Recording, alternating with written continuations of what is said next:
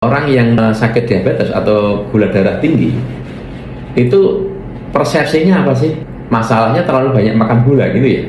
Akhirnya saya sakit diabetes. Itu salah. Salah. Diabetes itu terjadi memang akhirnya gula tinggi, tetapi terjadinya diabetes dipicu bukan karena kadar gula yang tinggi, bukan.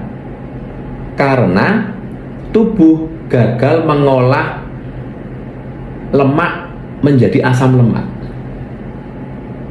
Ya akhirnya muncul plak. Jadi pertama kali segala macam penyakit degeneratif, mau diabetes, mau hipertensi, mau gangguan jantung, mau neuropati, terjadinya sama. Terjadinya metabolisme tubuh gagal mengolah minyak atau trigliserid untuk menjadi nutrisi asam lemak. Awalnya karena adanya gangguan lambung. Karena ada gangguan lambung, itu pasti karena gangguan lambung. Nah, gangguan lambung kan seperti saya sering bilang, bergejala, rasa nyeri, rasa sakit, ya itu cuma 15-20%. Yang tanpa gejala, gangguan lambung tanpa sakit itu lebih tinggi, Pak, 80%. Jadi lebih tinggi. Sehingga orang bilang aku nggak sakit. Nah, masalahnya gangguan lambung itu, definisi gangguan lambung bukan nyeri atau tidak nyeri. Definisi gangguan lambung adalah lambung gagal memetabolisme makanan menjadi nutrisi. Dalam kasus ini kegagalan lambung adalah mengolah protein untuk dirubah menjadi asam amino. Nah, karena orang dengan gangguan lambung kecenderungannya cairan lambung itu pH-nya mendekati netral, mendekati 7. Apalagi orang yang punya luka radang lambung yang parah, ya. Pokoknya intinya kalau orang dengan gangguan lambung itu cairan lambungnya menuju netral. Dengan ditambahi obat-obatan antasida atau penetral asam lambung ataupun tanpa. Jadi kalau tanpa itu sudah proses alami hormonal. Oke. Ketika lambung cairannya mendekati netral, yang terjadi lambung tidak bisa masak, tidak bisa mengolah makanan. Cairan lambung itu kan kayak kompor, ada apinya. Kalau apinya kecil, dia kan masaknya lama tuh, Pak. Nah, kalau hanya karbohidrat masih mending. Misalnya makan 100% karbohidrat masuk, itu yang diproses 50% untuk dikirim ke peredaran darah. Yang 50% buang ke feses. Yang sulit itu protein, Pak. Ketika cairan lambungnya netral, mendekati netral, protein sulit diproses, sehingga paling 25%. Yang 75% dibuang. Ya, ini istilahnya angka-angka untuk memudahkan saja. Nah, padahal minyak lemak itu tidak diproses di lambung. Lambung tidak bisa mengolah minyak lemak. Minyak lemak itu begitu dari mulut kita lewat lambung itu cuma lewat saja. Dia bablas ke peredaran darah, bentuknya masih minyak lemak. Jadi kalau di lambung semua dipecah, sudah berubah fungsi, jadinya polimer. Poli itu kan bermacam-macam, dijadikan monomer satu. Karbohidrat, monomernya glukosa.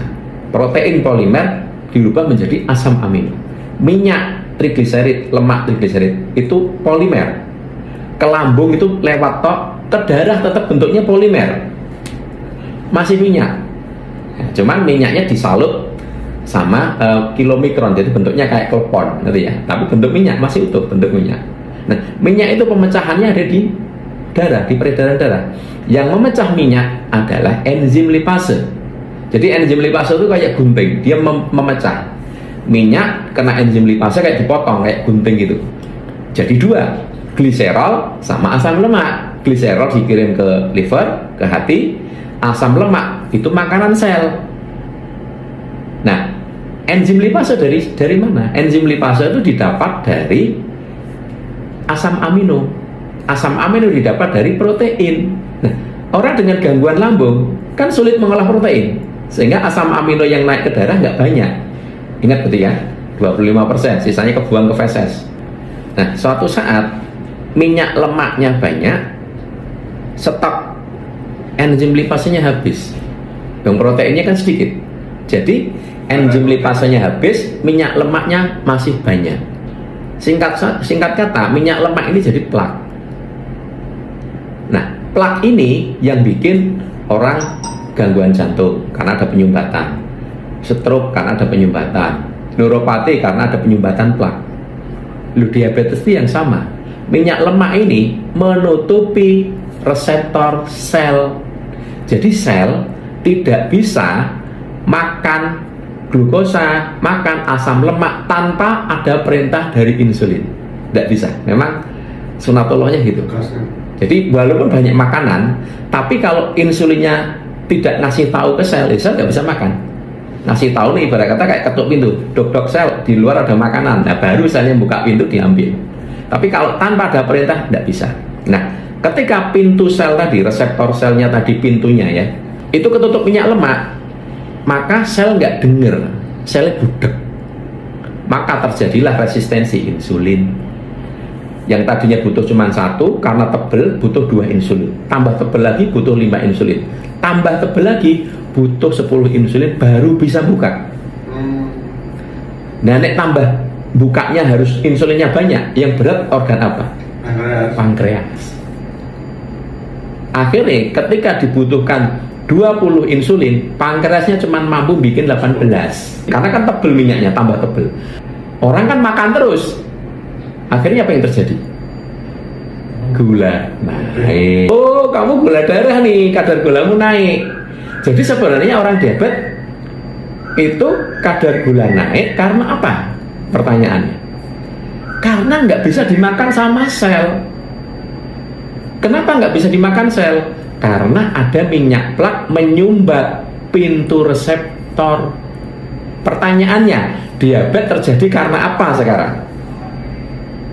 Karena ada minyak plak yang menyumbat reseptor sehingga gula tidak bisa dimakan sel. Lah kok nyalah ke gula? Pertanyaan saya. Akhirnya pemahaman yang keliru, pengobatannya ya keliru. Pengobatan selama ini fokusnya kemana? Pertanyaan saya. Pankreas, insulin, pankreas, insulin, bener nggak? Pankreasnya nggak bisa menghasilkan insulin, pankreas dikasih pemacu, dipicu, dipaksa, akhirnya menghasilkan insulin lagi, betul kan? Ya. Tetapi kan hanya berapa tahun saja, masing-masing orang memang beda, bisa lama juga. Tapi endingnya pankreas yang dipaksa, ada titik bahwa pankreas itu sudah tidak mampu lagi nanti.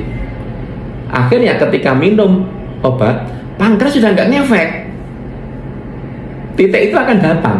Kapan? Ya nggak tahu. Kenapa? Plaknya tambah tebel, minyak lemaknya nggak dibenerin, lambungnya nggak dibenerin.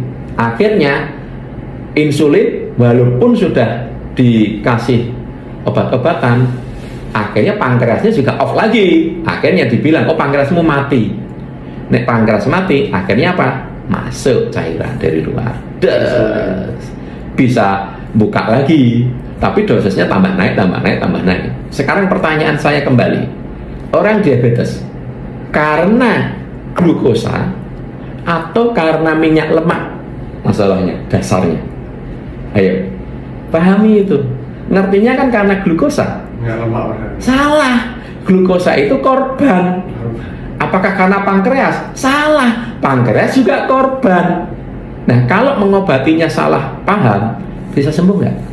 Ya nggak bisa, wong salah diobati, sing diobati pankreas, bukan diobati deh, dipaksa, dipicu, digantikan. Ya nggak bisa. Mulanya kalau pengobatannya nggak tepat harus minum obat seumur hidup. Akhirnya bahwa diabetes tidak bisa sembuh. Makanya kalau mau menyembuhkan diabetes, ya minyak lemaknya dibenerin, plaknya dibenerin. Caranya lambungnya dibenerin dulu sehingga tidak terjadi plak yang baru. Plak yang ada sudah telanjang di darah diurai supaya plaknya hilang. Loh, kalau plaknya hilang, pintu reseptor selnya bersih lagi nggak? Kalau bersih lagi, butuh insulin banyak nggak untuk buka? Nggak butuh. Akhirnya pankreas nanti juga dibenerin. Pankreas akhirnya hidup lagi. Dia ringan karena cuma untuk buka insulin cuma butuh satu, happy pankreasnya. Nah, itulah pengobatan diabetes yang betul itu dari situ. Paham ya?